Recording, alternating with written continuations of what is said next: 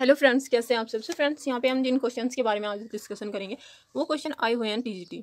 Okay, तो ये question आपके टीजीटी 2021 में आए हुए थे, जो पेपर हुआ था 7/8/2021 में।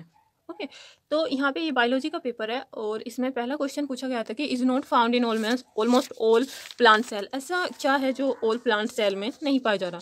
तो आंसर इज सेंट्रियोल। ओके, क्योंकि इसके अलावा जैसे कि आपका जो तारकाय है, सेंट्रियोल मतलब तारकाय। ओके, तो वो मोस्टली किस में पाया जाता है? एनिमल्स में पाया जाता है। यहाँ पे पूछ रहा है कि ऑल प्लांट सेल में नहीं है, तो इसलिए ये हो जाएगा। बाकी नॉर्मली थे कि लार्ज सेंट्रल वैक्यूल, इनके अंदर बड़ी वैक्यूल्स पाई जाती है। 70S ribosome and 80S ribosome पाई जा रही है। एम्बर जीवाश्म रूप है, तो एम्बर क्या होता है कि रेजिन स्राव जो होता है उसका ठोस रूप ही होता है एम्बर जीवाश्म। ठीक है, तो हार्डनेड रेजिनस सीक्रेशन। दो नीडल के साथ बोनी टहनी पाई जाती है, ये पाई जाती है पाइनस सिल्वेस्ट्रिस। ठीक है, पाइनस सिल्वेस्ट्रिस, इसमें आप याद रखना। नेक्स्ट है क्वेश्चन नंबर 4। ग्रेमिनी कुल में लोडिक्यूल्स पाए जाते हैं, तो उन्हें हम क्या कहते हैं? उन्हें हम पेरियंथ बोलते हैं।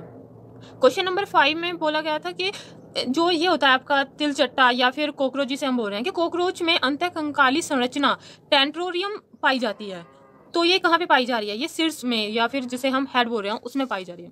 क्वेश्चन नंबर 6 में कहा कि आपका जो साइकस में स्पर्मेटोजोइड है वो कैसा है? तो वो आपका टॉप शेप्ड होगा, लट्टू के आकार का होता है और मल्टी सीलिएटेड होता है। क्वेश्चन नंबर 7 में जो पाइला होता है, पाइला के टीथ जो पाए जाते हैं वो किस पंक्ति में या रो जो होती है, रो ऑफ रेड्यूला, वो बताना था। तो वो आपका 2 1 1 1 2 की रेंज इसमें पाए जाते हैं। ओके, इस अरेंजमेंट में ये देखने को हमें मिलते हैं। क्वेश्चन नंबर 8 में आपका मैच करना था, तो यहाँ पे आप देख पाएंगे ये 4 ऑप्शन दिए गए थे। नियोमॉर्फ, सेकंड में एपिस्टैटिक जीन। सभी को पता है होता है कि जो एपिस्टैटिक जीन है, ये वैसे जेनेटिक्स से क्वेश्चन है, तो आपको पता है कि एपिस्टैटिक जीन का मतलब होता है मास्किंग, कि जब एक जीन दूसरे को या अनदर जीन को मास्क कर रहा है, उसको छुपा रहा है, ठीक है, उस जीन का एक्सप्रेशन को नहीं होने दे रहा, तो वो मास्क करना ही एपिस्टैटिक जीन होता है। तो ये बस आपको मास्किंग से ही पकड़ लेना था, तो बी का आपका यहाँ पे बी हो जाएगा। ठीक है, और इसके अलावा जो नियोमॉर्फ होता है, नवरूप, नियोमॉर्फ का मतलब होता है कि produce a phenotype different from the wild gene. तो इसका आपका फर्स्ट का थर्ड से मैच कर रहा था। और जो आपका सी है, कोडोमिनेंट, आपको पता है कि को का मतलब, कोडोमिनेंट का मतलब होता है कि जब दो जीन साथ में एक्सप्रेस हो रहे हो। जैसे आपने देखा होगा कि जो ब्लड ग्रुप होता है और उसमें ए बी ग्रुप होता है, तो वो दोनों क्या है कि जिनका भी ए बी ब्लड ग्रुप होता है वहाँ पे ए बी एक्सप्रेस हो रहा है और बी भी एक्सप्रेस हो रहा है, मतलब ए जीन और बी जीन साथ में एक्सप्रेस हो रहे हैं, तो उस कंडीशन में हम उसे कोडोमिनेंस बोलते हैं। को का मतलब होता है साथ में, डोमिनेंट का मतलब एक्सप्रेस होना। ठीक है, तो दोनों का साथ में एक्सप्रेस होना या सह प्रभाविता जिसे हम बोलते हैं। और ऐसा किस में लिखा हुआ है? ऐसा लिखा हुआ है आपका 4 ऑप्शन में, एक कैरेक्टर कंट्रोल्ड बाय 2 जीन। जब कोई एक कैरेक्टर, मतलब कैरेक्टर एक है लेकिन वो जो है 2 जीन के द्वारा कंट्रोल हो रहा हो। ठीक है, तो क्योंकि दोनों जीन 1 एंड जीन बी या सेकंड, वो दोनों एक साथ एक्सप्रेस हो रहे हैं, एक ही कैरेक्टर को शो कर रहे हैं। ओके, तो ये हो जाएगा ए बी ब्लड ग्रुप जिसे हम बोल रहे हैं। इसके अलावा और भी कई इसके एग्जाम्पल होते हैं, लेकिन ये अच्छा नॉर्मल है। ठीक है, इसके अलावा जैसे कि डी में आपका ट्रांसलोकेशन, आपको पता होगा कि अगर आपके पास ये इस तरह से 2 जीन है, तो क्या होगा कि एक यहाँ से कट लगेगा और ये इसका फ्रेगमेंट इस पे आके यहाँ पे लग जाएगा, बाइंड हो जाएगा, तो उसे हम क्या बोलते हैं? एक जीन से जब दूसरे पे जाके वो ट्रांसलोकेट हो रहा है तो उसको हम ट्रांसलोकेशन बोलते हैं। तो ऐसा हमें कहाँ पे लिखा हुआ है? ऐसा लिखा हुआ है कि इसको हम क्या बोलेंगे कि डी का फर्स्ट है आपका इंटरक्रोमोसोमल रीअरेंजमेंट। ठीक है, इंटरक्रोमोसोमल रीअरेंजमेंट, यहाँ पे क्या होता है? रीअरेंजमेंट हो रहा है। ठीक है, ट्रांसलोकेशन इसे हम बोलते हैं। तो आप देख पाएंगे कि ए का थर्ड था, ठीक है, ए का थर्ड, बी का सेकंड, और आपका जो डी सी है, सी का 4 था, और इसका जो डी था उसका 1 था। तो ऐसा आपको यहाँ पे देखने को मिलेगा फर्स्ट ऑप्शन में, ए का थर्ड, बी का सेकंड। ठीक है, और इसी से ही आपका निकल जाता है। ठीक है, क्योंकि ऐसा और कहीं पे आपको देखने को नहीं मिलेगा। नेक्स्ट क्वेश्चन में है कि जो आरक्यू होता है, respiratory question of organic acid is, तो आपको यहाँ पे बताना है क्विसेंट आरक्यू। ठीक है, किसका बताना है? ऑर्गेनिक एसिड का। तो ऑर्गेनिक एसिड का आपका मोर देन 1 होता है, एक से ज्यादा होता है अगर ऑर्गेनिक एसिड है। और अगर हम कार्बोहाइड्रेट कहते हैं तो तब वो आपका 1 हो जाता। और यही हम अगर बात कर रहे हैं कि वसा जो फैट होता है एंड प्रोटीन होता है उनका 1 से कम होता है। तो ये आप याद रखना कि अगर 1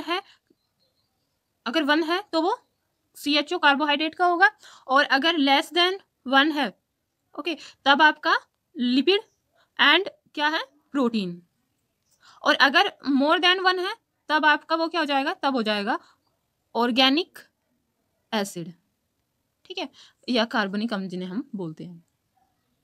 तो ये आप इन तीनों का याद रखना, ये काफ़ी ज़्यादा इंपॉर्टेंट है कि 1 है तो कार्बोहाइड्रेट, लेस देन 1 है तो लिपिड एंड प्रोटीन, और मोर देन 1 है तो आपका ऑर्गेनिक एसिड। नेक्स्ट क्वेश्चन है कि was not given by Darwin, वो कौन सी थ्योरी है जो डार्विन के द्वारा नहीं दी गई, तो वो है म्यूटेशन थ्योरी। बाकी ये जो पेंजेनेसिस है ये थ्योरी डार्विन के द्वारा दी गई। Question number 11, the embryo sac is bounded by the wall of, तो एम्ब्रियो सैक किस वॉल के द्वारा बाउंडेड होता है, answer is megaspore. Question number 12, litmus is obtained from lichen, इसका राइट आंसर है। क्वेश्चन नंबर 13, इसमें दिया हुआ है कि which of the following codon usually codes for valine, एक कोडोन है जो वैलिन को कोड करता है but can also code for formylated methionine as inhibitor codon, और वो साथ ही साथ also code for formylated methionine as initiator, शायद मैंने इनहिबिटर बोल दिया था, एज इनिशिएटर कोडोन, तो ये आंसर हो जाएगा GUG। ओके, तो ये इसका आंसर होगा कि वो उसके साथ में फॉर्मिलेटेड मेथियोनिन के लिए भी होता है, ठीक है, प्रारंभिक कूट होने पर। नेक्स्ट आपका क्वेश्चन नंबर 14 में कहा है कि जब कभी कभी एकल जीन दोष बहुत से द्वितीयक प्रभाव उत्पन्न करता है तो उसे हम क्या कहते हैं, मतलब some time a single gene defect produce many secondary effect, कि एक सिंगल जीन डिफेक्ट प्रोड्यूस वो काफी मैनी सेकेंडरी इफेक्ट को भी प्रोड्यूस करता है, उसे हम बोलते हैं पैलियोट्रोपी। क्या कहते हैं उसको हम, पैलियोट्रोपी। तो जैसे यहाँ पे पैलियोट्रोपी दे दिया, इसके अलावा इन्होंने दिया हुआ जैसे पॉलीट्रोपी या फिर होमोट्रोपी, हिटेरोट्रोपी, तो हमको इनके बारे में भी पता होना चाहिए। Next, the pecten of Columba pigeon is derived from, ये आपका रेटिना से, सॉरी रेटिना नहीं होगा, ये आपका किससे हो रहा है, कोरोइड से, ठीक है। पैक्टेन किससे बना होता है, तो ये बना होता है कोरोइड, और जिसे हम बोलते हैं रक्तक, ये याद रखना। क्वेश्चन है 16, ये काफ़ी ज़्यादा इंपॉर्टेंट है यहाँ से, वैसे यहाँ पे इसमें पूछा गया है को कमेंसलिज्म के बारे में, ठीक है, सहभोजिता या कमेंसलिज्म के ऊपर है, यही राइट आंसर है। लेकिन इसके अलावा जैसे म्यूचुअलिज्म हो गया, पैरासिटिज्म और प्रिडेशन, तो इस तरह से एमेंसलिज्म हो गया, ये इस तरह से कई कैटेगरी हैं, उनके बारे में भी हमें पता होना चाहिए। तो इस वाले क्वेश्चन में क्या दिया हुआ था कि it is interaction in which one species is benefited and the other is neither harm nor benefited, ठीक है, कि एक ऐसी स्पीसीज, स्पीसीज नहीं, एक ऐसा इंटरेक्शन देखा जा रहा है, वन स्पीसीज बेनिफिटेड, ठीक है, वन को क्या मिल रहा है, बेनिफिट मिल रहा है, and the other is neither harm, ना तो उसको कोई नेगेटिव इफेक्ट पड़ रहा है और ना ही उसको कोई बेनिफिट मिल रहा है, ठीक है, तो वो +0 का है, और +0 का आपको देखने को मिलेगा कमेंसलिज्म में। ओके, जब वहाँ पे ना तो उसको कोई नुकसान हो रहा है, नेगेटिव हो रहा है, ना तो कोई, और ना ही कोई पॉजिटिव हो रहा है, क्या हो रहा है, 0 है, ठीक है, तो वो क्या हो जाएगा, +0 का आपको देखने को मिलता है कमेंसलिज्म में। अगर आपको बाकी सब के बारे में जानना है तो वो आपको नेक्स्ट वीडियो में देखने को मिलेगा, ठीक है। और प्लीज़ अगर कहीं भी कोई भी डाउट हो या कहीं लगे कि कोई गलत पॉइंट है तो उसे कमेंट करके ज़रूर बताएं, ठीक है। तो ये इसका कमेंसलिज्म का हो गया। ओके, इसके अलावा यहाँ पे आपने देखा कि कमेंसलिज्म में जो आपको देखने को मिलेगा इंट्रैक्शन, वो +0 का देखने को मिलता है। अगर यहाँ पे म्यूचुअलिज्म की बात होगी तो वहाँ पे आपका प्लस का देखने को मिलेगा कि एक जैसे स्पीसीज A एंड B हैं तो require each other to survive, एक दूसरे को पॉजिटिव वे में वे उसको इफेक्ट कर रही होंगी, ठीक है। पैरासिटिज्म जो होता है, पैरासिटिज्म में एक को पॉजिटिव होता है और एक को माइनस होता है।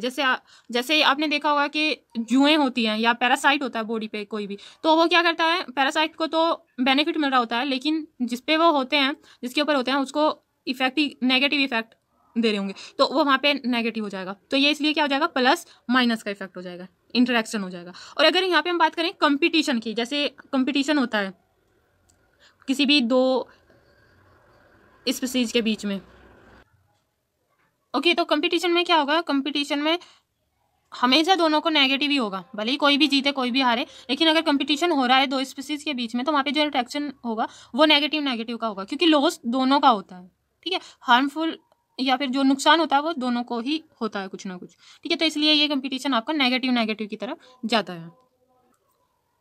ओके, इसके अलावा एक न्यूट्रलिज्म होता है, ठीक है।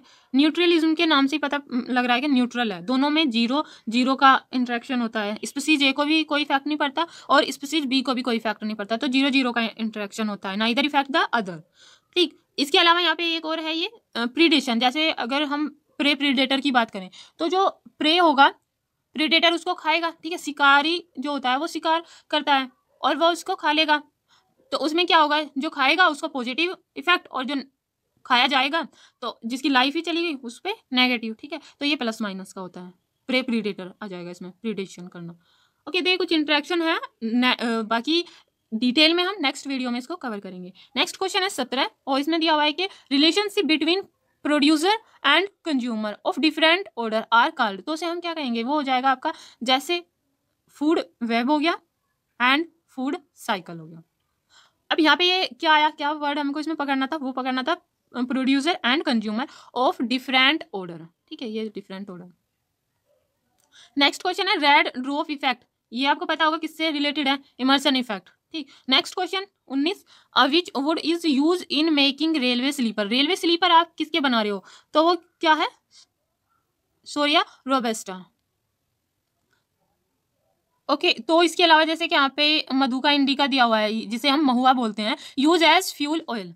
Question number 20 theory of origin of species by natural selection was given by Charles Darwin. Okay, कि जो यहाँ पे ओरिजिन ऑफ स्पीसीज है, theory of origin of species, वो बाय सिलेक्शन, नेचुरल सिलेक्शन, वो किसने दिया था, तो ये सबको पता है डार्विन ने दिया था। क्वेश्चन नंबर 21 उसमें है इन फैमिली कैरियोफाइलेसी। तो ये कैरियोफाइलेसी से क्वेश्चन आया हुआ है कि प्लासेंटा कैसा होता है, तो वो फ्री सेंट्रल प्लासेंटा उसमें देखने को मिलता है। नेक्स्ट क्वेश्चन है कि question number 22 the hind wings of house fly are modified into little halteres. उनके अंदर हेल्टेयर्स पाए जा रहे हैं, जो हाइंड विंग का ही मॉडिफिकेशन है, ठीक है, मॉडिफाइड लिटिल हेल्टेयर्स। तो ये कर क्या रहे हैं ड्यूरिंग फ्लाइट दीज, तो ये उनके हाउस फ्लाई में ये क्या करते हैं, तो ये करते हैं beat at same rate as fore wings, ठीक है। और जो ये होते हैं halteres which function as stabiliser during flight, ठीक है। तो ये एक तरीके से स्टेबलाइजर की तरह काम करते हैं, वहाँ पे उनको हेल्प करते हैं, जब वो फ्लाइट करती हैं, उड़ान भरती हैं, तो उसमें उनको हेल्प मिलती है, एक तरीके से बैलेंसर का काम करते हैं, स्टेबलाइजर का काम करते हैं ये ड्यूरिंग फ्लाइट जब वो उड़ती हैं। और ये क्या किस तरह से है कि बीट, इसमें ऐसा कुछ तो दिया नहीं, लेकिन यहाँ पे जो राइट आंसर था वो था beat at same rate as forewing, तो ये फोर विंग के जैसे ही है, उसी दर से स्पंदन करते हैं जितनी की अग्रपंख, जो उनके आगे के फोर विंग्स होते हैं, जिस दर से, जिस बीट से वो स्पंदन करते हैं, ठीक है, तो ये भी उसी सेम वे में करते हैं, ठीक है।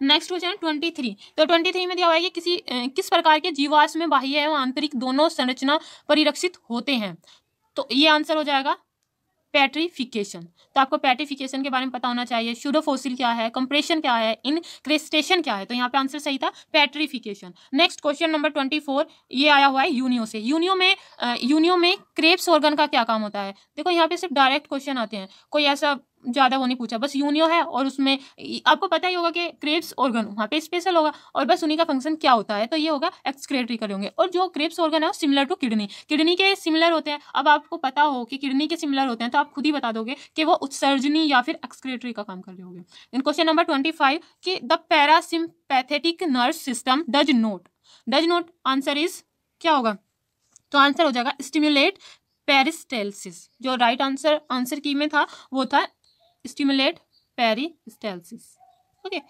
एसपी। और ये है क्या है, फ्लाइट और fight response in stressful situations, okay, parasympathetic nervous system. Question number 26 में है बायोफाइटा के संबंध में कौन सा स्टेटमेंट आपका गलत है, फॉल्स है, तो फॉल्स कौन सा है कि जाइगोट अंडरगोज मियोसिस, कि जाइगोट मियोसिस से होके गुजरती है, ये आपका फॉल्स है। बाकी सही क्या है कि हाँ ये प्रकाश संश्लेषी होते हैं, सबको पता है कि ब्रायोफाइट फोटोसिंथेटिक होते हैं, फोटोसिंथेसिस करते हैं, है ना। सेकंड में है कि देयर स्पोर्स जर्मिनेट प्रोड्यूसिंग जिनेटोफाइट, ठीक है, यहाँ पे ये गैमेटोफाइट होगा, युग्मकोद्भिद जिसे हम बोल रहे हैं, है ना, कि उनके बीजाणु अंकुरित होकर युग्मकोद्भिद की उत्पत्ति करते हैं, ठीक है। कि जो स्पोरोफाइट है, स्पोर है वो जर्मिनेट होके क्या प्रोड्यूस करवा रहा है, युग्मकोद्भिद गैमेटोफाइट। तो ये भी हमें पता है, ये भी सही है। दे लैक वेस्कुलर टिश्यू, आपको पता है कि वेस्कुलर टिश्यू तो जो वेस्कुलर पार्ट होता है वो टेरिडोफाइट में आया था, ओके, और इसके बाद में डेवलप हुआ वो जाके जिम्नोस्पर्म में आया, फिर आगे एकदम वेल डेवलप हुआ आपका एंजियोस्पर्म में, इस तरह से देखने को मिलता है ना। स्टार्टिंग जो आपका देखा गया वही टेरिडोफाइट, लेकिन यहाँ पे दिया हुआ है दे लैक, यहाँ पे दिया हुआ है लैक के वो वहाँ पे नहीं पाया जाता, तो ये बिल्कुल सही बात है, ये भी सबको पता होता है। देखो कुछ क्वेश्चन ऐसे होते हैं जिनमें आपको 1% आपको नहीं पता कि सही क्या है, लेकिन आपको जो ऑप्शन एलिमिनेशन जिसे बोलते हैं ना, कि आपको 3 का पता है कि ये तीनों तो सही है, तो फिर आपको ये भी पता होगा कि जब ये तीनों सही हैं तो जो हमें गलत देखना है वो ऑप्शन सी ही होगा, क्योंकि तीनों तो सही हैं और बाकी बचा एक वो ही गलत होगा। तो इस तरह से भी कभी कभी क्वेश्चन निकलते हैं, ये सिर्फ एक यहाँ पे बताया कि किस तरह से आप ऑप्शन एलिमिनेशन से जा सकते हैं क्वेश्चन के आंसर तक। Hardy Weinberg equation is affected by, ये किससे अफेक्टेड होती है, बोथ, दोनों, किससे, म्यूटेशन एंड नेचुरल सिलेक्शन। तो इस पे हार्डी वेनबर्ग पे आपका म्यूटेशन एंड नेचुरल सिलेक्शन दोनों का इफेक्ट पड़ता है। क्वेश्चन नंबर 27 था। नेक्स्ट है 28। तो 28 में क्या दिया हुआ है कि which of the following statement is not correct, not correct मतलब सही नहीं है। अब सही नहीं है मतलब हमको नोट बताना है, ठीक है। तो यहाँ पे क्या है, फर्स्ट में दिया auxins are affected in producing parthenocarpic fruit, okay, तो सही नहीं है हमें, ये हमारा सही हो गया कि ये तो सही है कि जो ऑक्सीजन होता है वो इफेक्टिव होता है इन प्रोड्यूसिंग पार्थेनोकार्पिक फ्रूट, सही है। सेकंड में कहा पार्थेनोकार्पिक फ्रूट आर सीडलेस, ये भी हम पढ़ते हैं कि जो पार्थेनोकार्पिक फ्रूट होते हैं वो सीडलेस होते हैं, ये भी सही है। डी में क्या दिया हुआ है कि parthenocarpic escapes fertilization, escape fertilization का मतलब क्या है कि जो पार्थेनोकार्पी हैं उनके अंदर निषेचन, जो फर्टिलाइजेशन है वो नहीं होता, ठीक है। तो एस्केप का मतलब है कि उनके अंदर वह नहीं होता। तो अब हमारा बचा क्या कि only gibberellin are effective in producing parthenocarpic fruit.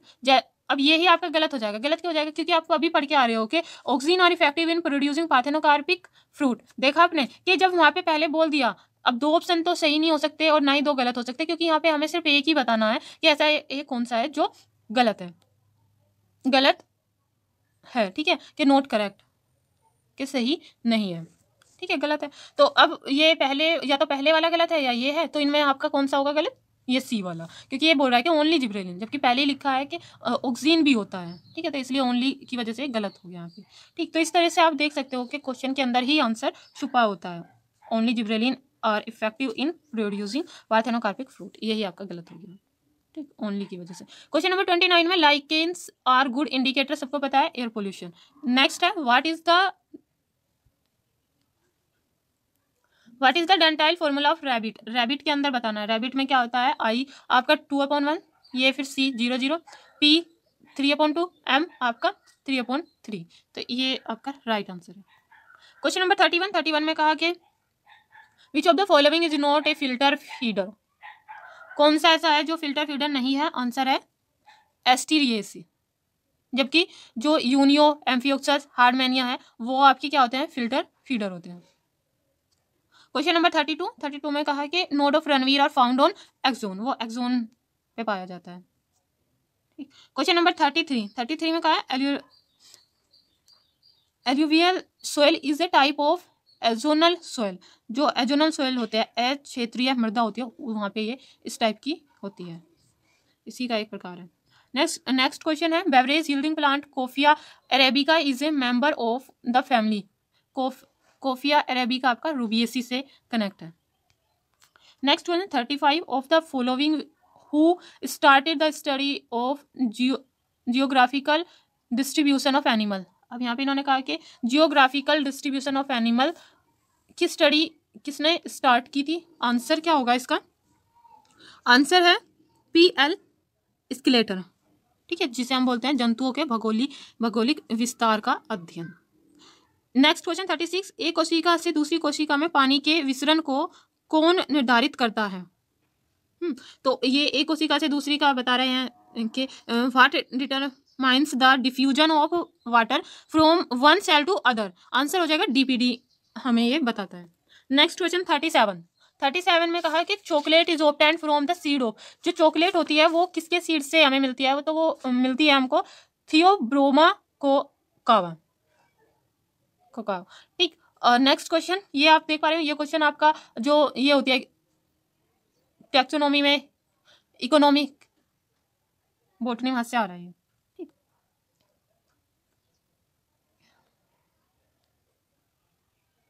अच्छा जूट का बोटेनिकल नाम क्या होता है, ये हमें कमेंट करके जरूर बताएं। नेक्स्ट क्वेश्चन है आपका, one of the following who challenge the Lamarckian theory. Lamarckian theory को किसने चैलेंज किया था, तो वे थे विसमैन, ए विसमैन, या उनको हम ए वाइजमैन भी बोल सकते हैं। नेक्स्ट क्वेश्चन है 39, जब कई फ्लैजिला एक छोर में उपस्थित होते हैं, एक ही जगह पे बहुत सारे फ्लैजिला हैं बैक्टीरिया के अंदर, तो उसे हम लोफोट्राइकस बोलते हैं। आपको पता होगा अगर एक ही फ्लैजिला है तो उसको हम मोनोट्राइकस बोलते हैं। अगर दोनों तरफ फ्लैजिला है, एक सेकेंड, अगर इस तरह से आपका एक फ्लैजिला निकला हुआ है तो उसको मोनोट्राइकस बोलते हैं। अगर दोनों तरफ फ्लैजिला है तो तब वो क्या हो जाएगा, एम्फीट्राइकस हो जाएगा।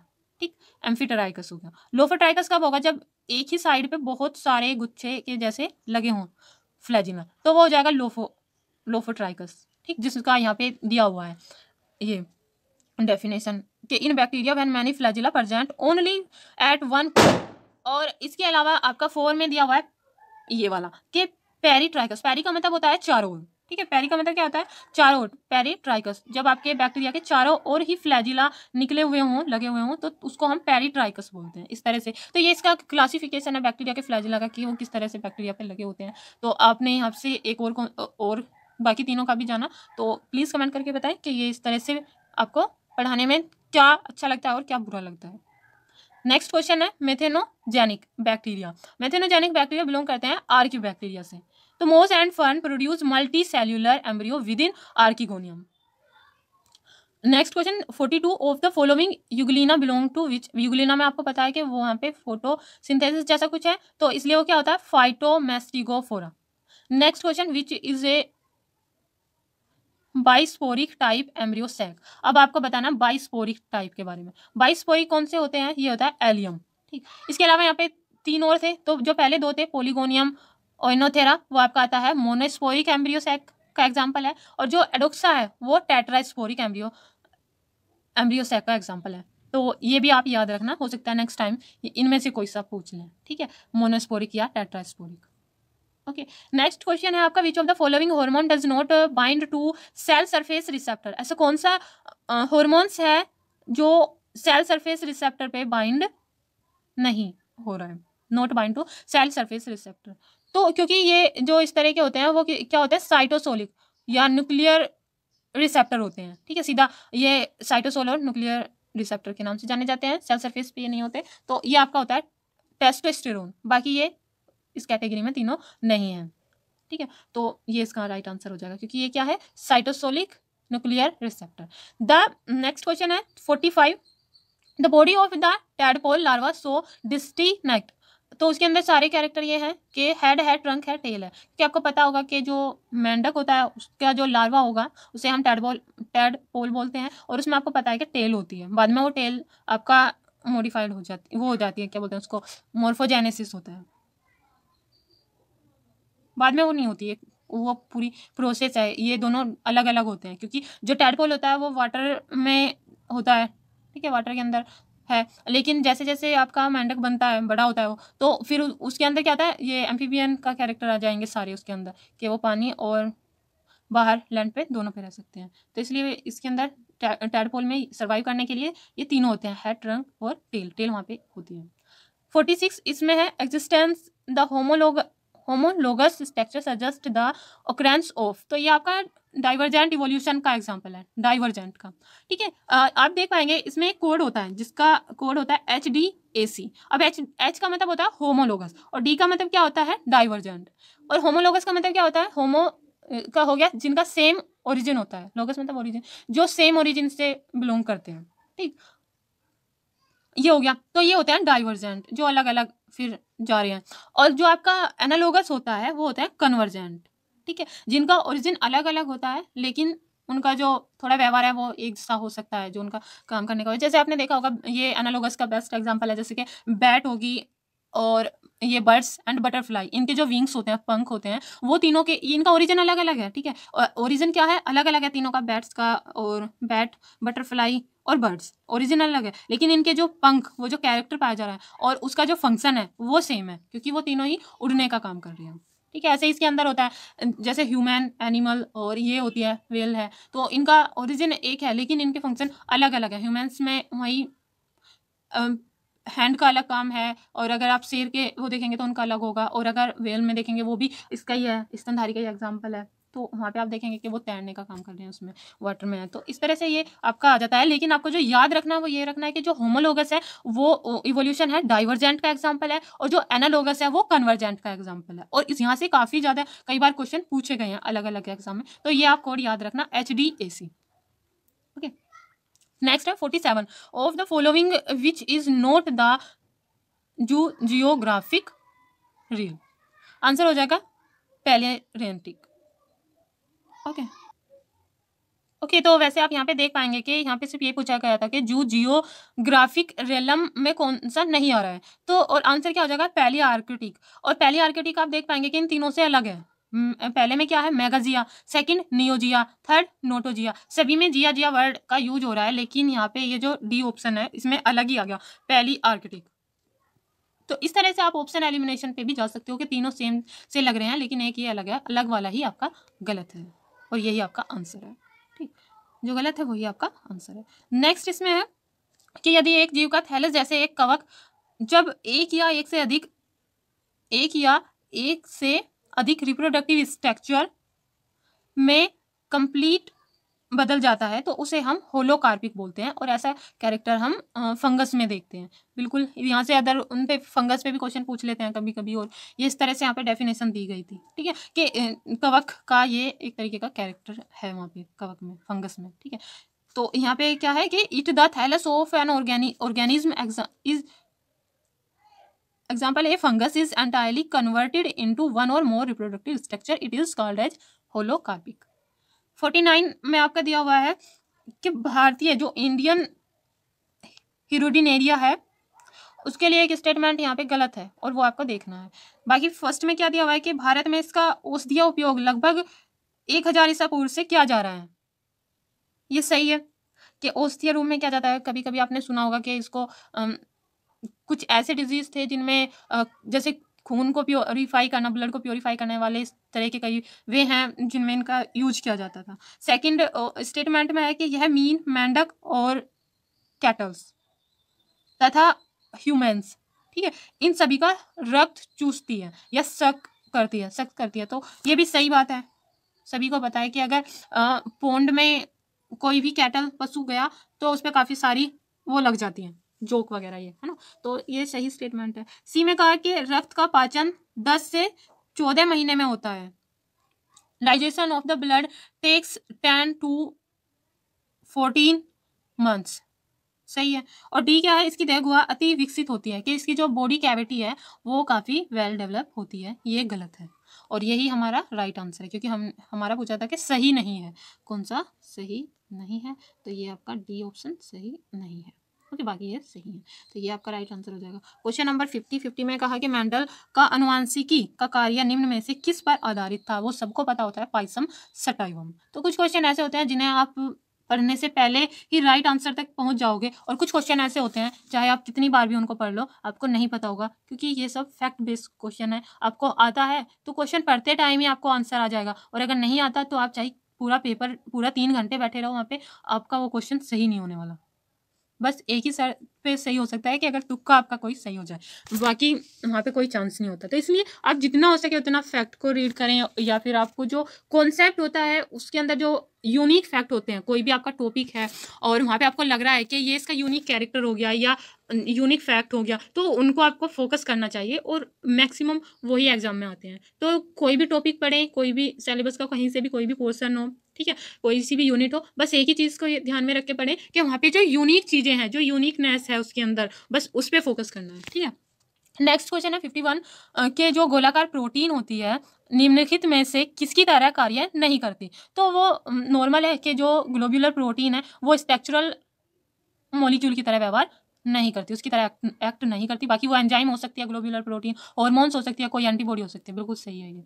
52 लेमिएसी कुल का जो इन्फ्लोरोसेंस होता है वो कैसा होता है। आपने पहले एक जगह प्लासेंटा पढ़ा था, एक फैमिली से इन्होंने प्लासेंटा दिया हुआ है, एक फैमिली का इन्होंने जो ये था अभी हमने पढ़ा था फैमिली पोएसी फैमिली, ठीक है, ग्रेमिनी, वहाँ पे आपका क्या पूछा गया था ग्रामिनी में कि वहाँ पे जो लोडिक्यूल्स थे, 1 सेकेंड, कैरियो फाइलेसिकुल में आपका प्लासेंटा पूछा गया था, ठीक है।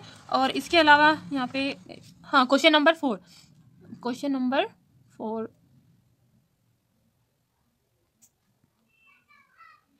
ओके, क्वेश्चन नंबर 4 में आप देख पा रहे होंगे कि यहाँ पे लोडिक्यूल्स पूछा गया था ग्रामिनी फैमिली से कि किसको रिप्रेजेंट कर रहा है, तो पेरियंथ को रिप्रेजेंट कर रहा है। आप देख रहे हो कि सिर्फ फैमिली से यहाँ पे अभी तक हमने 3 क्वेश्चन देख लिए हैं।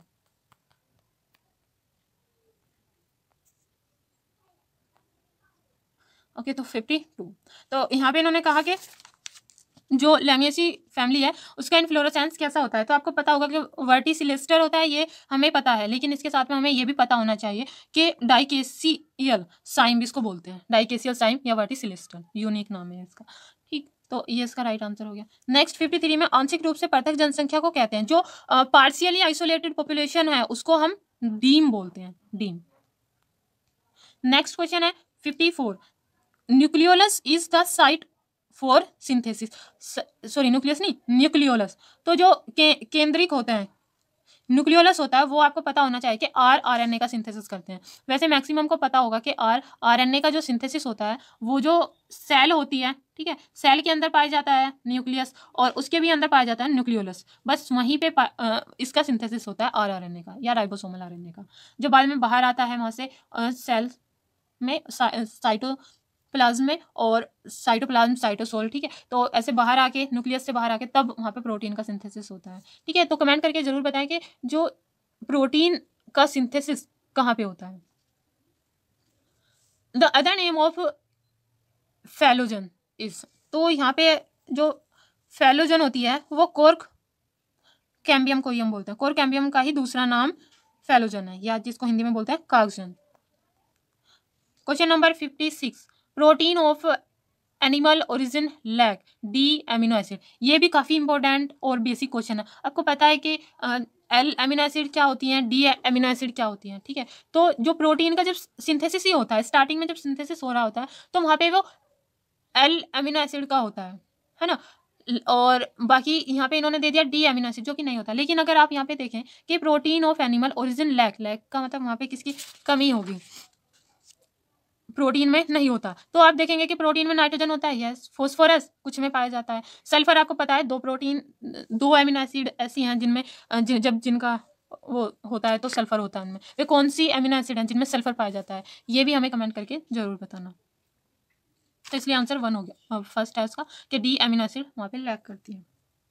और ये क्यों करती हैं ये भी आप बताना, क्योंकि जब ओरिजिन होता है तो वहाँ पे क्या होता है कि जब इसका देखा होगा ट्रांसलेशन होता है, तो इस तरह से वहाँ पे राइबोसोम और ये इस तरह से वहाँ पे साइट बनी होती है, ये होता है एमआरएनए, ठीक है, क्या है ये एमआरएनए, और उस पर बाइंड हो जाता है राइबोसोमल आरएनए। तो जब जो टीआरएनए होता है वो लाता है एमिनो एसिड, तो वो जो एमिनो एसिड होती है और वो फिर पहले यहाँ पे आके बाइंड होती है, ठीक। और तो वो जो बाइंड होती है वो एल एमिनो एसिड ही बाइंड होती है हमेशा, डी नहीं हो पाती, क्योंकि इनका अरेंजमेंट ही ऐसा होता है कि बीच में क्या होता है कार्बन, ठीक है, इधर क्या हो गया आपका COOH, और इधर होता है NH3, ठीक, NH3+, एक साइड आपका हाइड्रोजन हो गया और एक साइड होता है आपका R ग्रुप। ये होती है अमीनो एसिड की बेसिक स्ट्रक्चर। R की जगह पे कोई सा भी जिस तरह के R होगा उसी तरह की वो उसका नाम हो जाएगा। अमीनो एसिड अलग अलग टाइप के जो होते हैं वो R की वजह से होते हैं। बाकी ये तीनों फंक्शन, ये जो तीनों ग्रुप हैं वो सेम होते हैं। ये यहाँ पे 4 ग्रुप अलग होने की वजह से इसको हम कायरल कार्बन बोलते हैं। ओके, तो यहाँ पे आप देख पाएंगे कि लेफ्ट साइड में NH3 पाया जाता है और राइट साइड में आपका COOH पाया जा रहा है, ठीक है, कार्बोक्सिलिक ग्रुप पाया जा रहा है। अब देखेंगे कि ये अब एमिनो एसिड 1 है, 1 एमिनो एसिड इस तरह से आई, फिर आपकी जो है सेकंड एमिनो एसिड भी इसी तरह से C इधर हो गया, इधर आपका COO ये हो गया कार्बोक्सिलिक ग्रुप, और इस साइड में हो गया आपका NH3। तो यहाँ पे फिर बनता है पेप्टाइड बॉन्ड, ठीक है, इन दोनों के बीच में बनेगा पेप्टाइड बॉन्ड। और पेप्टाइड बॉन्ड जब बनता है तो जो वो होगा, तो एक साइड का आपका COOH से CO आ जाएगा और दूसरी उससे क्या आता है NH, ठीक, NH, और ये आपका पेप्टाइड बॉन्ड होता है। ये पेप्टाइड बॉन्ड बनने के लिए हमें जो अमीनो एसिड चाहिए वो L टाइप के अमीनो एसिड ही चाहिए, जिसमें आपका लेफ्ट में क्या हो NH3 हो और राइट में आपका क्या हो COOH हो, ठीक है, और इधर आपका हाइड्रोजन हो गया और इधर आपका कोई भी R ग्रुप हो गया। ऐसे ही दूसरी प्रोटीन, तो उसका NH3 इधर हो गया और इधर आपका बीच में कार्बन और इधर आपका क्या हो गया, इधर COOH हो गया, ठीक। तो ये इस तरह से ये पाया जाता है। तो वहाँ पे जो वो बनता है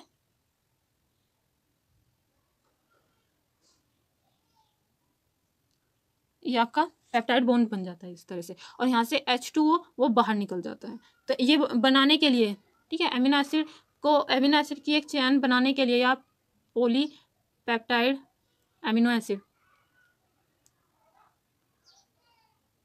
पॉलीपेप्टाइड चेन बनाने के लिए, और ये सब क्या है, एमिनो एसिड 1 हो गया, एमिनो एसिड 2, एमिनो एसिड 3, 4, इस तरह से ये बनने के लिए हमें L टाइप की एमिनो एसिड ही चाहिए, ठीक है। इसलिए हमारा यहाँ पे D टाइप की नहीं होती, क्योंकि नहीं तो हम वहाँ पे जो ये है पॉलीपेप्टाइड चेन है वो नहीं बना पाएंगे, तो इसलिए ये हमारा नहीं होता है, वो एक अलग मॉडिफिकेशन की वजह से हो गई या इस तरह से हो गई, लेकिन जो नॉर्मल प्रोसेस होती है, जो ट्रांसलेशन ही होता है, ठीक है ना, तो तब हमारा ये इस तरह की ही अमीनो एसिड आती हैं और पॉलीपेप्टाइड चेन तब जाके हमारी बनती है। तो ये काफ़ी डिटेल वो है, अगर आपको समझ नहीं आया तो कभी अगर हमने ट्रांसलेशन वाली वीडियो बनाई तो उसमें ये आपको अच्छे से क्लियर हो जाएगा कि ऐसा क्यों होता है। बाकी अगर इतना भी आपको क्लियर हो गया कि भाई पॉलीपेप्टाइड चेन बनाने के लिए हमें L टाइप की ही एमिनो एसिड चाहिए, तो अच्छा है।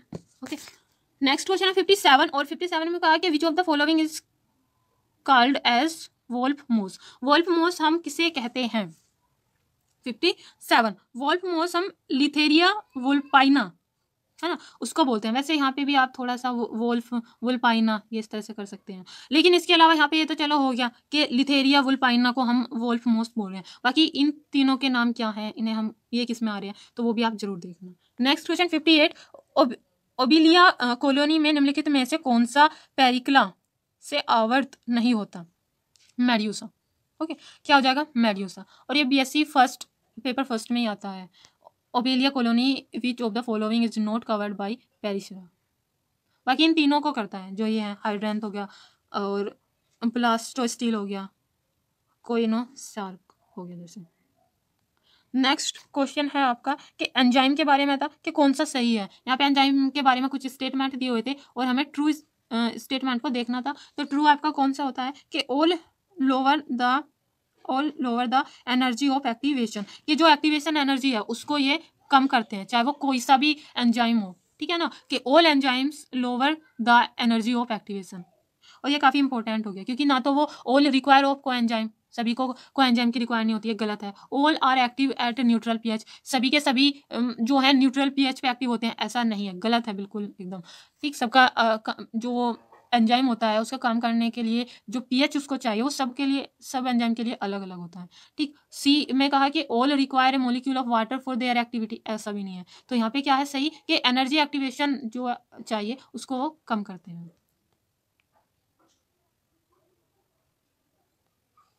क्वेश्चन नंबर 60 में दिया हुआ है कि द इंक्यूबेशन पीरियड इन चिक last for about how many day. तो वो जो वहाँ पे उस्मान या फिर इंक्यूबेशन है उसके लिए वहाँ पे 21 दिन चाहिए, ठीक है, 20 से 21। 61 में कहा कि जो ये होता है ना rhizophore is neither a root nor a shoot but it is a organ sui generis, organ sui generis है। तो वो किस साइंटिस्ट के अकॉर्डिंग, किसने कहा, अकॉर्डिंग टू साइंटिस्ट किसने ऐसा कहा था? तो ये जो है आपका बावर एंड गोयबेल, इन्होंने उनसे रिलेटेड है, उन्होंने इस तरह का स्टेटमेंट दिया था। 62 में है bacteriophage was discovered by, bacteriophage को किसने डिस्कवर किया था? आंसर हो जाएगा FW टुवर्ट एंड फेलिक्स डी हेरले, ठीक है। तो FW का मतलब क्या है यहाँ पे? फ्रीडेरिक विलियम टुवर्ट। नेक्स्ट 63 में है the species of Puccinia that cause yellow rust of wheat is. तो येलो रस्ट किस स्पीसीज की वजह से हो रहा है? तो ये होता है आपका पक्सीनिया स्ट्राइफॉर्मिस। 64 क्वेश्चन कि गन्ने में CO2 एक्सेप्टर कौन है? CO2 acceptor in sugarcane. Okay, तो ये आपका होता है PEP, ठीक है। PEP मतलब फोस्फोइनोल पायरुविक एसिड।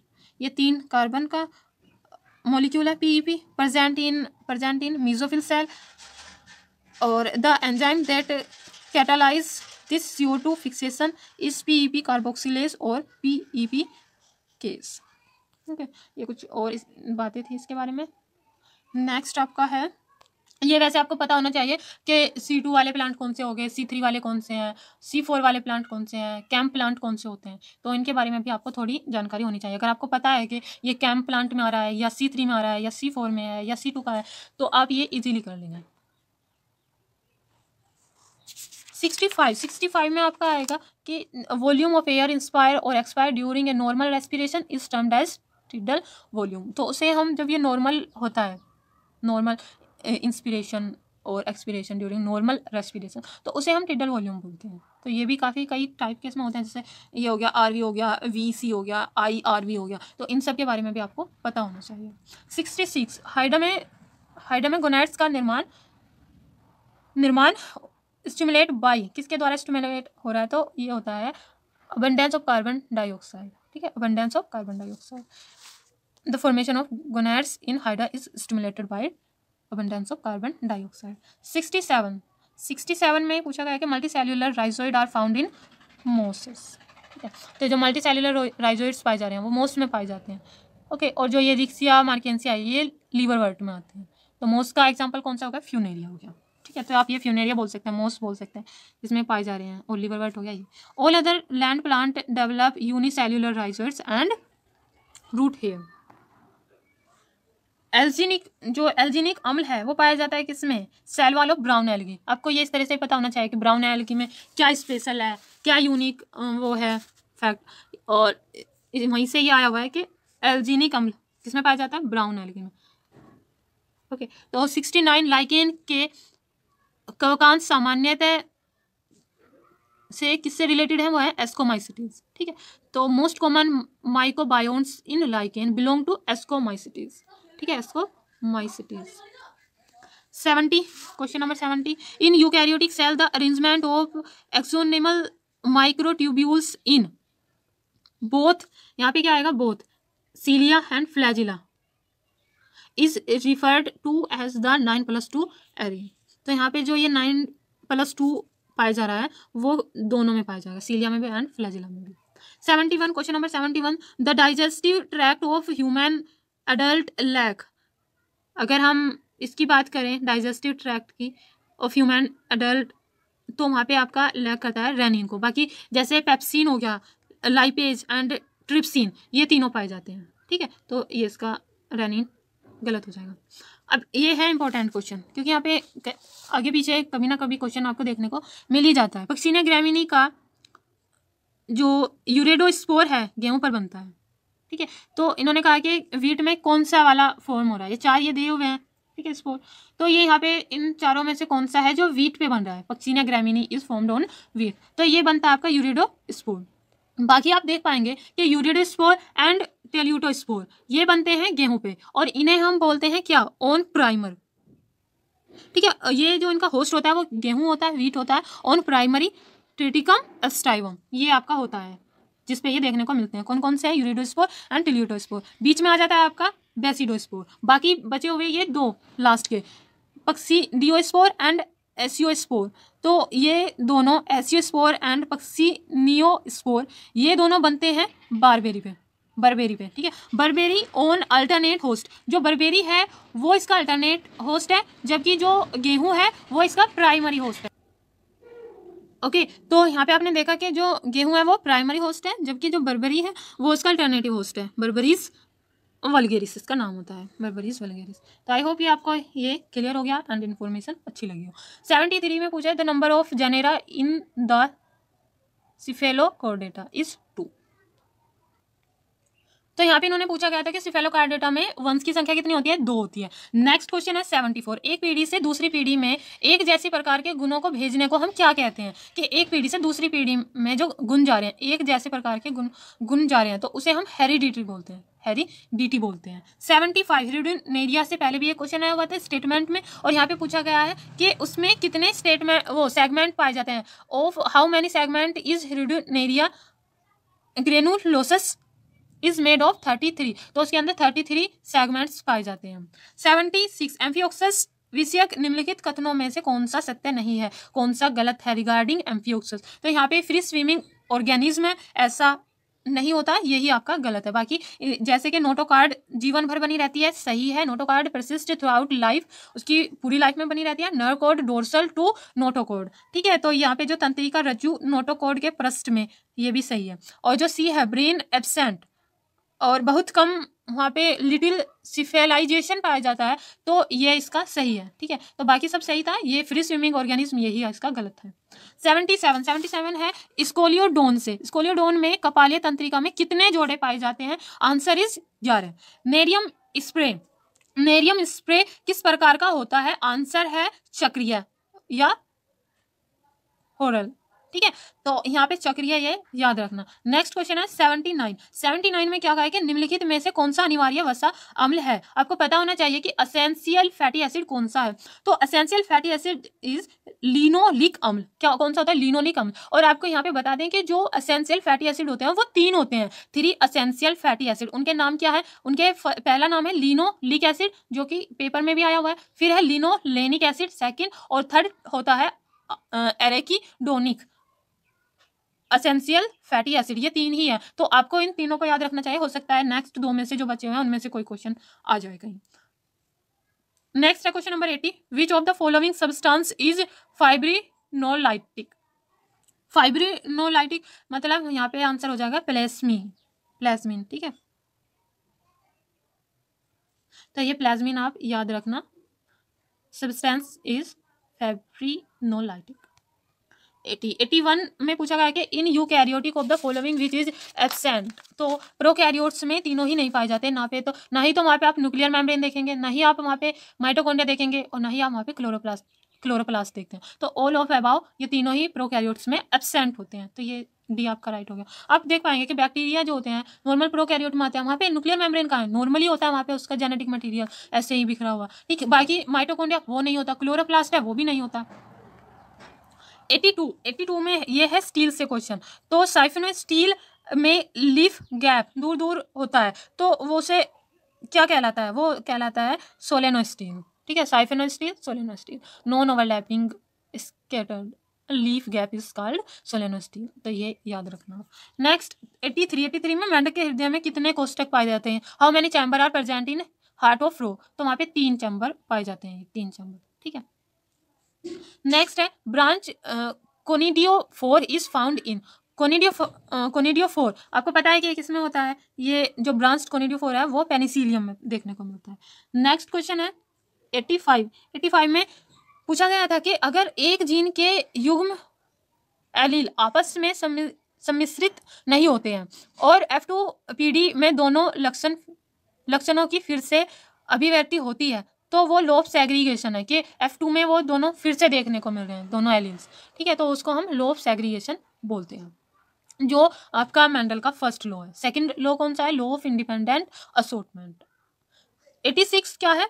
86 में आपका है कि नाइट्रोजनिक स्थिरीकरण का गुण दी गई सभी शैवालों में निम्न में से किसमें पाया जाता है? आपको पता है आंसर कि वो साइनोफाइटा होगा, क्योंकि साइनोफाइटा में कौन आता है? एनाबीना, नोस्टोक, ये सब आता है, ठीक है। And genera such as Azotobacter, okay, Azotobacter, और इसके अलावा Beijerinckia and Clostridium and mutualistic, जिसे हम सिम्बायोटिक बोल रहे हैं, जैसे bacteria such as Rhizobium associated with leguminous plant. तो इन सब में आपका नाइट्रोजन फिक्सेशन देखने को मिलता है, तो ये साइनोफाइटा ही हो सकता है, ये राइट आंसर होगा।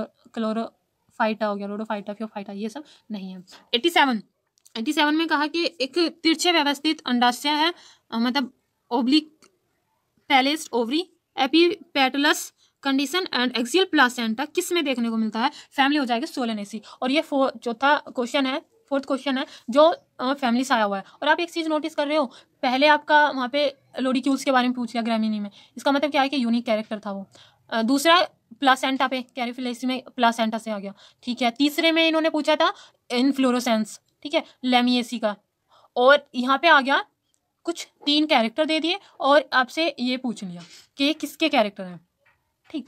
तो यहाँ पे आप देख पाएंगे कि हमें कहाँ पे, अगर एक फैमिली को हम पढ़ रहे हैं तो हमें फैमिली के कौन कौन से पोर्शन पे फोकस करना चाहिए, किस किस पॉइंट पे हमें फोकस करना चाहिए। तो अगर यहाँ से 4 क्वेश्चन फैमिली से ही आ रहे हैं तो ये कोई छोटी बात तो है नहीं, ठीक है ना। 4 क्वेश्चन सही करना अच्छी बात है। तो आप नेक्स्ट जो एग्ज़ाम देंगे अब उसमें अच्छे से ये सारा ध्यान रखना बात है। 88 में है ओरेलिया के रोपेलियम को और किस नाम से जाना जाता है? तो ये होता है टेंटेक्युलोसिस्ट। टेंटेक्युलोसिस्ट होता है ये, तो ये भी एक यूनिक कैरेक्टर है। 89 में आ जाएगा द विरियोन। विरियोन क्या होता है? विरियोन होता है न्यूक्लियो कैप्सिड। ओके, ना ही कैप्सिड है ना न्यूक्लिक अम्ल है, और ये होता है न्यूक्लियो कैप्सिड। 90 बोलने की अवधि में निम्नलिखित में से कौन सा वाक्य तंतुओं के कंपन के लिए उत्तरदायी होता है? तो ये जो उत्तरदायी होता है ये आपका होता है, आंसर है एक्सपायर्ड एयर। जो एक्सपायर एयर होती है वही वाइब्रेशन के लिए, कंपन के लिए उत्तरदायी होता है वोकल कॉर्ड में, गले में, ठीक है। 91 में बहुत से पौधों में मेड्यूलरी बंडल पाए जाते हैं, किसको छोड़ के? तो निक्टेंथस को एक्सेप्ट है ये, इसको छोड़ के बाकी सब में क्या पाए जाते हैं? ये बंडल्स पाए जाते हैं। जैसे आपका हो गया मिराबिलिस बोगेनवेलिया और अमरेंथस, इन सभी में मेड्यूलरी बंडल्स पाए जा रहे हैं, लेकिन यहाँ पे निक्टेंथस में नहीं होते। 92 साइकन में किस प्रकार का कैनाल तंत्र मिलता है? तो साइकन टाइप का मिलता है। साइकन में किस टाइप का मिलता है? साइकन टाइप का। ये साइकन भी आप याद रख सकते हैं। बाकी यहाँ पे ये है एग, फ्रॉग का एग है, तो उसमें किस टाइप का होता है? ये होता है आपका मीजोलेसिथल एंड टीलोलेसिथल है। इसके अंदर जो एग होता है वो कैसा होता है? Mesolecithal and telolecithal. One of the basis of amount of egg and its distribution, mesolecithal and telolecithal. So ये है क्वेश्चन नंबर 94 में कहा है कि formation of gamete in the gonads is known as gametogenesis. तो हम उसे गैमिटोजेनेसिस कहते हैं जब आपका गैमेट का फॉर्मेशन होता है गोनेड्स में। 95 इन पाइनस पोलन ग्रेन्स डेहिसेंस को हम क्या कहते हैं, या कौन सी स्टेज पे आ रहे हैं? वो यहाँ पे यही है कि 4 सेल स्टेज जब होती है तो उसका क्या हो जाता है? डेहिसेंस हो जाता है पोलन ग्रेन का इन पाइनस। तो वो 4 सेल स्टेज का होता है। चलो यहाँ पे तो पाइनस आ गया, इसके अलावा यहाँ पे अदर कोई सा वो भी हो सकता है, साइकस हो गया या अदर कोई जो सिलेबस में दिए हुए हैं, तो उनका भी आपको पता होना चाहिए। 96 यूरोमेस्टिक्स में किस कशेरुक में वाई आकार की सेवरोन हड्डी मिलती है? सेवरोन बोन, तो ये आपकी मिलती है कोडल में। विच of the following is secondary air pollutant? Answer is ozone, ठीक है। मीथेन हो गया, बेंजीन, कार्बन डाइऑक्साइड, ये नहीं होता है। जो सेकेंडरी एयर पोल्यूटेंट है वो ओजोन है। नेक्स्ट क्वेश्चन है 98 नैरिस में रक्त किसके द्वारा पंप किया जाता है? डोर्सल ब्लड वेसल के। मच्छर तथा मलेरिया का संबंध अन्वेषित किया गया था, और ये किसने देखा था? मच्छर मलेरिया का जो रिलेशनशिप है वो किस साइंटिस्ट या किसने देखा? वो देखा आपका रोनाल्ड रोस के द्वारा। नेक्स्ट क्वेश्चन है ग्राम पॉजिटिव। ग्राम पॉजिटिव का एक कौन सा कैरेक्टर है? तो ये सभी होते हैं। Gram positive bacteria presence of teichoic acid in cell wall, सही है, टिकोइक एसिड वहाँ पे देखने को मिलेगा। हाई परसेंटेज ऑफ पेप्टिडोग्लाइकॉन, देखो पॉजिटिव नाम आ रहा है तो प्लस ही होगी, तो ऐसे याद रख लिया करो। High percentage of peptidoglycan in cell wall and low percentage of lipid, ये याद रखो। तो ये तीनों कैरेक्टर्स में देखने को मिलते हैं, इसलिए ऑल ऑफ द अबव। 101 का हो जाएगा फ्यूनेरिया। फ्यूनेरिया में बीजाणु कोष्ठ किसके द्वारा बनते हैं? तो यहाँ पे एंडोथीसियम जो होता है उससे स्पोर सैक बनता है, ये याद रखना। Number of testis found in adult Ascaris, answer is 1। तो ये अगर वहाँ पे टेस्टिस के बारे में पूछा है तो वो 1 होगा, और अगर ओवरी है वो तो 2 ही होती हैं, ठीक है। लेकिन ये थोड़ा यूनिक हो जाएगा, वही है ना, जो अलग है वही आएगा। 103 वाटसन एंड क्रिक ने कौन से टाइप पे जो मॉडल था वो कौन सा दिया था? तो वो दिया था बी टाइप का मॉडल, बी डीएनए पे काम किया था, ठीक। 104 कि संचित भोजन के रूप में फ्लोरिडियन स्टार्च पाया जाता है। अब ये है इंपॉर्टेंट कि यहाँ पे क्वेश्चन फिर से बन सकता है या पहले भी देखने को मिला है। तो यहाँ पे अगर हम बात कर रहे हैं फ्लोरिडियन की, फ्लोरिडियन आपका रोडोफाइसी में पाया जाता है। फ्लोरिडियन किस में पाया जा रहा है? रोडोफाइसी में। लेकिन अगर हम बात करें बेसिलेरियोफाइसी तो वहाँ पे देखने को मिला पायरिनोइड, ये हो गया पायरिनोइड। और अगर है साइनोफाइसी तो साइनोफाइसी में मंड स्टार्च देखने को मिलेगा। और अगर है फियोफाइसी तो फियोफाइसी में आपको मैनिटोल या लेमिनेरिन और वेवसा, ये तीनों देखने को मिलेंगे फियोफाइसी। तो आप इससे यहाँ से ये याद रख सकते हैं। हमको जो आता है उसके अलावा जो हम नहीं पढ़े या जिन पे हम फोकस नहीं कर रहे वहाँ पे भी फोकस करना है, क्योंकि नेक्स्ट टाइम क्वेश्चन यहाँ से आ सकता है। जो अभी आ गया उस पर तो शायद ना आए, लेकिन बाकी बचे हुए 3 हैं जैसे फियोफाइसी, साइनोफाइसी, बेसिलेरियोफाइसी, वो उनके अंदर किस टाइप का फूड रिजर्व पाया जा रहा है वो फोकस करने वाला है। 105 क्वेश्चन नंबर ल्यूकोसोलिनिया किस वर्ग का होता है? तो यहाँ पे कैलकेरिया टाइप का वहाँ पे हमें देखने को मिलता है। ल्यूकोसोलिनिया किस वर्ग का है? कैलकेरिया। तो ये वर्ग वगैरह भी देखने हैं इस बार, वंश हो गया या वर्ग हो गया उनका, इस तरह से। 106 वायुमंडल में कार्बन डाइऑक्साइड की अनुपस्थिति से पृथ्वी कैसी होगी? अगर वहाँ पे CO2 नहीं है, अनुपस्थिति है, तो वो चंद्रमा जितनी ठंडी होगी। तो ये आपको देखना है। नेक्स्ट है 107 life cycles of Taenia is. Taenia का जीवन चक्र, लाइफ साइकिल ऑफ टीनिया कैसा पाया जाता है? वो डाइजेनेटिक होता है। कैसा होता है वो? डाइजेनेटिक होता है। 108 में नॉर्मल है ये बिल्कुल एकदम, कि general life cycle has the sequence. उसकी क्या सीक्वेंस होती है? सबसे पहले 2n होता है, फिर आपका 2n के अंदर म्योसिस होता है, म्योसिस होके वो बन जाता है हैप्लॉइड में, ठीक है, 4 सेल बनती है हैप्लॉइड 1n। उसके बाद में जो फर्टिलाइजेशन होता है, 2 हैप्लॉइड गैमेट जब आपस में फ्यूज होते हैं उसको हम फर्टिलाइजेशन बोलते हैं। जब ये दोनों हैप्लॉइड हैं तो वे दोनों आपस में जब जुड़ेंगे तो वो क्या बना देंगे? 2n बना देंगे, जिसे हम जाइगोट बोलते हैं। ये नॉर्मल एक प्रोसेस है और ये सबका क्वेश्चन सही होना चाहिए। इसके अलावा यहाँ पे ये रिपीट भी है, ये पहले भी आया हुआ है। 109 में क्वेश्चन नंबर 109 इन्हें ट्राइसोमिक काफ़ी इजी है। देखो ये क्वेश्चन आया हुआ है जेनेटिक्स से, द पोलीप्लोइडी क्रोमोसोम के बारे में। तो यहाँ पे क्या आपने देखा? ट्राइसोमी। देखो ट्राई का मतलब क्या होता है? 3, और 3 कब बनेंगे? जब आपका 2n+1 हो, तो वो क्या हो जाएगा? ट्राइसोमिक। मोनोसोमिक क्या होगा? जब आपका 2n-1। तो इस तरह से ये आपको बस इनके नाम पे फोकस करना है। अगर वो ट्राइसोमिक बोल रहा है तो ऐसा इन तीनों में कहीं भी ऐसा नहीं था कि वो ट्राइसोमिक हो सके, 3 हो सके, तो वो किस में था? 2n+1 में। ठीक है, तो ये काफ़ी ईजी होते हैं और आराम से आप पकड़ सकते हैं अगर आप उनके नाम पे फोकस कर रहे हैं। ठीक, इसके अलावा आपका जैसे पेपरमिंट इज ऑब्टेन्ड फ्रॉम, ये फिर से इकोनॉमिक बॉटनी से क्वेश्चन आया हुआ है और इसने ये वाला इस बार किस पे पूछा? पेपरमिंट किससे मिलता है हमें? तो मैंथा पाइपरीटा से मिलता है, पाइपरीटा। ठीक है, तो ये यहाँ पे याद रखो। बाकी इन तीनों से क्या मिलता है या क्या नहीं वो भी आपको देखना चाहिए। पेपरमिंट के बारे में था यहाँ पे, तो पेपरमिंट में भी P आ रहा है एंड मैंथा पाइपरीटा में भी P आ रहा है, तो यहाँ पे रूल हो जाएगा आपका P2। ठीक है, पेपरमिंट एंड पेपरीटा। 111 और 111 में पूछा गया विच of the following is an example of analogy. Analogy का एग्जांपल कौन सा है? स्वीट पोटैटो एंड पोटैटो, ये एनालॉगी का एग्जांपल है। नेक्स्ट क्वेश्चन है 112 कि जो जिम्नोस्पर्म में फल नहीं बनते क्योंकि ये पाए जाते हैं क्योंकि इनमें विदाउट एनी ओवरी, बिना किसी अंडाशय के पाए जाते हैं, इसलिए नहीं वहाँ पे बनते। नेक्स्ट है कि a modified protostele with central pith is known as siphonostele. तो इसे हम साइफोनो स्टील कहेंगे अगर वो modified protostele with central pith है, तो तब वो आपका साइफोनो स्टील होगा। लेकिन आपने एक बात देखी, पहले भी हमारा स्टील पे क्वेश्चन आया हुआ था, इसका मतलब 2 क्वेश्चन हमने देखे अभी। ओके, क्वेश्चन नंबर 114 एम्फियोक्सस के बारे में। एम्फियोक्सस में गैस्ट्रुलेशन प्रक्रिया के समय कौन सी अंग विकास ऑर्गेनोजेनेसिस होती है? तो वहाँ पे ये सभी होती हैं। उसके अंदर न्यूरेलाइजेशन होता है, नोटोजेनेसिस होता है, इसके अलावा मिक्सोजेनेसिस एंड सीलोम, ये भी हमें देखने को मिलता है। तो एम्फियोक्सस में हमें ये तीनों देखने को मिल रही है, तो ये हो जाएगा ऑल ऑफ द अबव।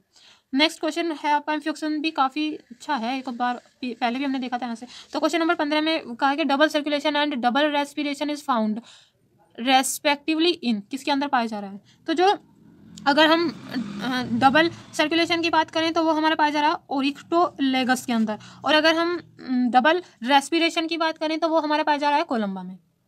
ठीक है, तो ये पाया जा रहा है कोलम्बा में, ये आप याद रखना नेक्स्ट टाइम के लिए भी। ठीक है, डबल सर्कुलेशन किसमें बताओ? ओरिक्टोलेगस में, और जो डबल रेस्पिरेशन है वो किसमें पाया जा रहा है? ये पाया जा रहा है कोलम्बा में। ठीक है, डबल सर्कुलेशन यहाँ पे और double respiration Columba. 116 which one of the following is a double standard RNA या डबल स्टैंडर्ड RNA वायरस, ये कौन सा है? ये होता है आपका रोटा वायरस, ये याद रखना। तो ये वायरस के और भी काफ़ी हैं। डबल स्टैंडर्ड कौन सा हो गया, जो ये कैटेगरी है, सिंगल स्टैंडर्ड कौन सा है ना, और RNA पॉजिटिव नेगेटिव, ये इस तरह से जो क्लासिफिकेशन है एक टाइप से, ये आप जरूर देखना अदर उनका। वैसे अगर आप नोट करना चाहें तो आप नोट कर सकते हैं कि जो डबल स्टैंडर्ड DNA है, DNA वाला, तो वो किसमें पाया जाता है? जैसे हर्पीज, पोक्स, साइनोबैक्टीरिया, एडिनो और पेपेवा वायरस कैलीफेज T1 से T7 एक्सेप्ट T5 में नहीं होता। तो इन सब में डबल स्टैंडर्ड DNA होता है। और अगर हम सिंगल स्टैंडर्ड DNA की बात करें तो वो 5 इंटू ये होता है ना 174 और S13 और पार्वो वायरस, इन सभी में पाया जाता है सिंगल स्टैंडर्ड DNA। और अगर डबल स्टैंडर्ड RNA की बात करें तो वो राइस रियो वायरस, ट्यूमर वायरस, इन तीनों में पाया जाता है। Rice Rio virus and tumour virus में डबल स्टैंडर्ड RNA होता है। और अगर सिंगल स्टैंडर्ड RNA की बात करें तो वहाँ पे आपका ये हो गया तो तंबाकू, इन्फ्लुएंजा, पोलियो और ल्यूकेमिया, यहाँ पे पाया जाता है सिंगल स्टैंडर्ड RNA। तो ये आपको याद रखना चाहिए। और बाकी इसमें जैसे कि 117 में है paramecium is produce by which particle of paramecium. तो पैरामीशियम में आपको पता है कि वहाँ पे क्या पाया जाता है, कप्पा पार्टिकल होता है। ठीक, नेक्स्ट आपका 118 में in embryo sac filiform apparatus is found in synergid cell. ठीक है, तो ये जो एपरेटस पाया जा रहा है वो सिनर्जिड सेल में देखने को मिल रहा है। ठीक है, 119 क्वेश्चन में है statocyst of prawn is found in the precoxa of antennule, ये हो गया इसका। बाकी 120 में है आपका the excretory organ of Herdmania, excretory organ होता है उसका न्यूरल ग्लैंड, ये हो गया। नेक्स्ट क्वेश्चन 121 में है फेरेटिमा से है ये, तो वहाँ पे the septal nephridia are found in all septa behind 14/15 segment पे ये देखने को मिलता है हमें। ठीक है, तो ये क्वेश्चन कौन सा था, 121। फेरेटिमा में किस खंड के बाद सभी सेप्टा में सेप्टल नेफ्रीडिया मिलता है, सभी में सेप्टल नेफ्रीडिया मिलता है, तो ये हो गया ये ए ऑप्शन 14/15। 122 में क्या कहा कि which of the following part of the mammalian nephron is found in renal medulla, तो ये पाया जाता है DCT। ठीक है, आंसर क्या आ जाएगा DCT distal convoluted tubule. Next है 123 फेसियोला किसके द्वारा यकृत से चिपका रहता है, आंसर है वन सकर। उसके अंदर क्या पाया जा रहा है, वन सकर, जिसके द्वारा वो चिपका रहता है, फेसियोला अटैचमेंट टू लीवर। और नेक्स्ट है आपका 24 में इन्होंने कहा कि इक्विसिटम के किस भाग में कैराइनल कैनाल पाई जाती है, तो कैराइनल कैनाल आपकी प्रोटोजाइलम में पाई जाती है, किसके अंदर, इक्विसिटम में, in vascular bundle. Okay, 25 question number 125 of the following who coined the word hormone, hormone शब्द किसने दिया। ठीक है, शब्द का गठन किसने किया, तो ये आपके थे E.H. स्टार्लिंग, ये नाम याद रखना, E.H. स्टार्लिंग, ये शायद पहले भी आया हो। आई होप कि आपको वीडियो अच्छी लगी हो, अगर अच्छी लगी है तो please comment, share and subscribe ना हो। ठीक है, प्लीज़ सब्सक्राइब कर लेना। और हाँ, अगर कोई भी कमी हो या फिर आपको कहीं लगता है कि ये लूप होल है या ये इसकी कमी है, इसको सुधारना चाहे, तो प्लीज़ कमेंट करके हमें ज़रूर बताएं।